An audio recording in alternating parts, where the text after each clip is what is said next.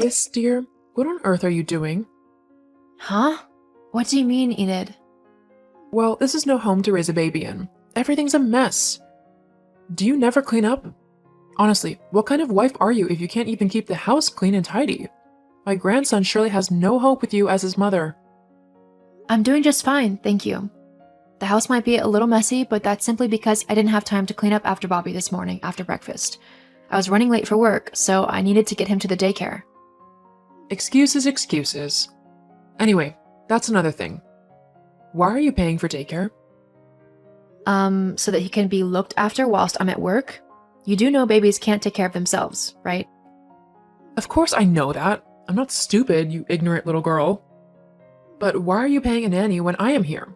I would be happy to take care of my grandson on a daily basis whilst you were at work. It would be much cheaper too, and I could teach him all of the things he needs to know. Look, that's very kind of you to offer, but I'm more comfortable with Bobby going to a daycare. My best friend runs the place, so I know he's good there, and it's on my way to work, so it's easy to drop him off and pick him up. So what you are saying is that you don't trust me and you think I'm a failure of a grandmother. What lovely sentiments. What? No, I never said that at all. I just think it's best if my son goes to a daycare instead. Well, what does my son think? Surely he'd want his own blood relative to look after his child instead of some stranger who could do God knows what. Marcus agrees with me. We both decided that it would be best for Bobby to go there. I bet that's a lie. I bet you bullied my son into agreeing with him, forcing him to send his kid to daycare just to spite me. I'm not trying to spite you. I'm trying to do what's best for my son. That's rubbish. You've always hated me, so you just want to hurt me and keep me away from my grandson. That's not true. But I'm not going to leave my baby in your care when you have your own life. You go out and about with your friends and grocery shopping and to the gym. Who's going to look after Bobby whilst you are doing all of that? I'm sure it'd be fine. I'd figure something out. See, I can't just leave my baby with someone who says I'm sure it'd be fine about his care. Are you saying that I don't know how to take care of a child? Have you seen your home? Clearly, the one who doesn't know how to look after a baby is you. You can't just leave things lying around. Plus, there were dirty dishes in the sink in the kitchen. How can you say that it's good for the baby? Well, because I'm in your house, of course. Why are you in my house? How did you even get inside? I let myself inside with a spare key, obviously. Gosh, you're so dim-witted. How long does it take to understand what's going on?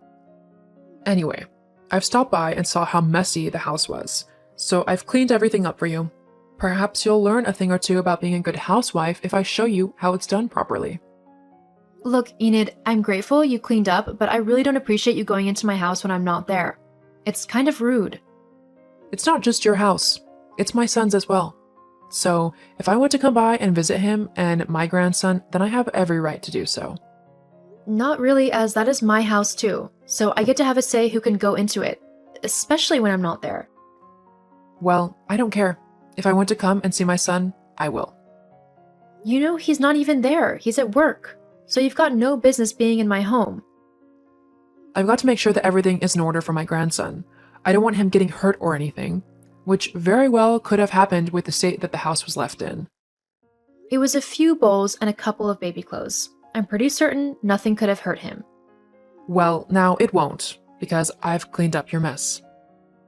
Look, I don't have time for this. Please leave my house. I've got to get back to work.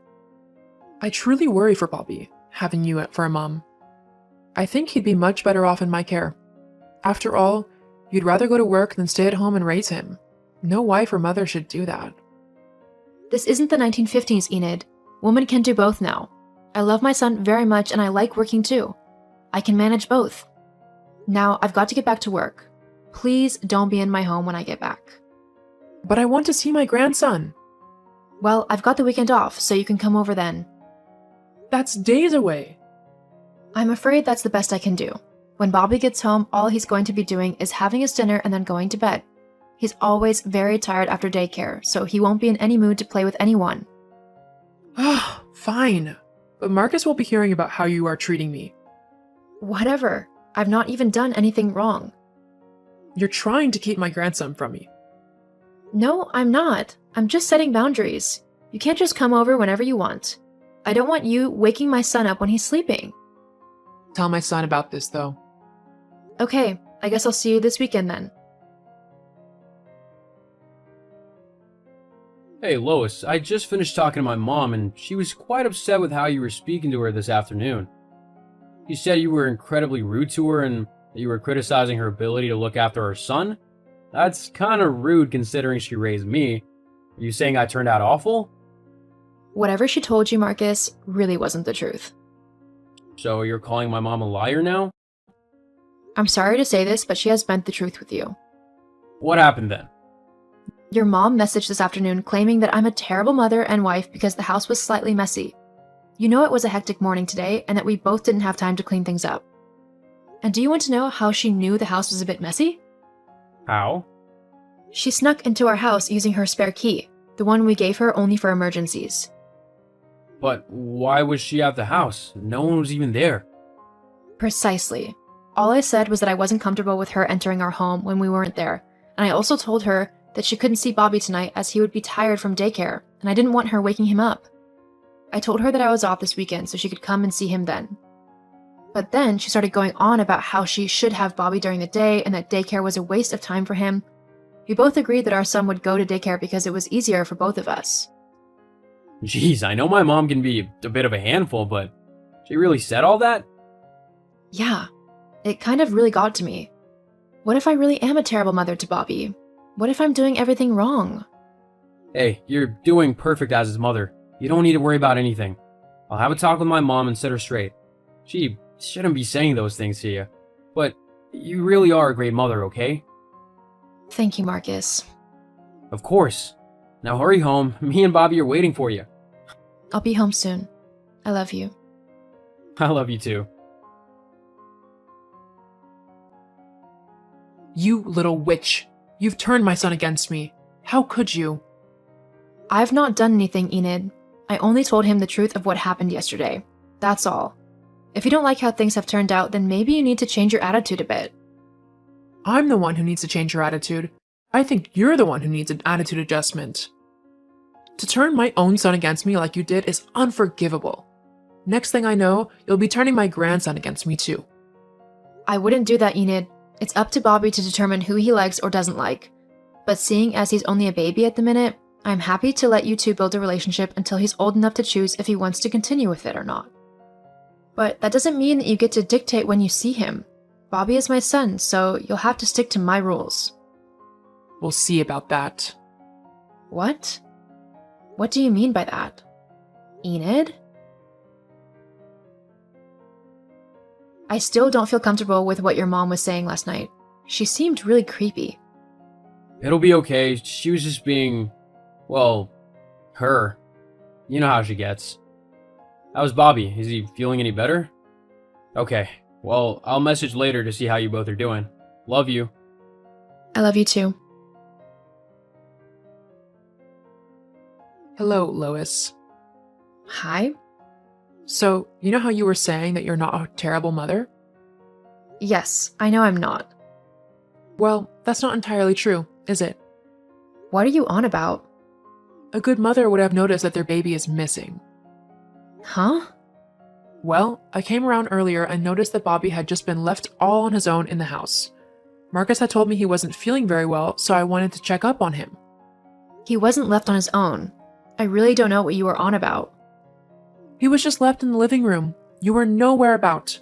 I felt so awful for him that I just had to go in and get him. Bobby and I have been happily walking in the park for the past hour. A good mother would have known this. She would have noticed that her baby was missing and she would have been looking for him. Take the baby back. No. Bobby and I are having a lovely time. Yeah, okay, but there's just one little thing that I think you should know. What's that then? That's not Bobby. What? The baby you have? It's not my son. That's not true. You're just trying to trick me. I'm really not. And how would I know that? Because my son is currently lying in my arms fast asleep. I don't know whose baby you have with you, but I suggest you take him back ASAP. Otherwise, you could be charged with kidnapping. But this is just an honest mistake. I'm sure if I explain it to the woman, we'll just have a laugh about all this. I doubt it. You stole a baby. If I were that mother, I'd have you charged for kidnapping immediately. Just to let you know that if you ever tried to do that with Bobby. Oh God, oh no, what should I do? Well, you should take the baby back to his mom. Then pray that she doesn't call the police on you, if she hasn't already. Lois, I need you to help me. You can come and get the baby and take it back to the woman. She'll go easier on you because you've got a baby too. No way. I'm not getting involved in your mess. You're going to have to sort this out yourself. Lois, as your mother-in-law, I demand you to help me.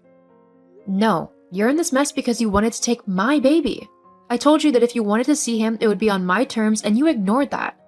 If you think that I'm going to let you anywhere near my child in the foreseeable future, you've got another thing coming. Oh, you're the worst daughter-in-law ever. In the end, Enid took the baby back to his mom. However, she had already called the police once she had noticed her baby missing. The woman was hysterical. Enid tried to explain why she had taken the child, but saying that she was trying to kidnap her grandson instead still didn't sound good either. Enid was taken to court for her crime and given a fine and a restraining order. I also stopped her from seeing my son unless I was present, as I didn't trust her not to try and take him off somewhere. If someone sets boundaries with you in concern of their children, respect those boundaries and listen to the parents' wishes, as they are the ones who are looking out for their children.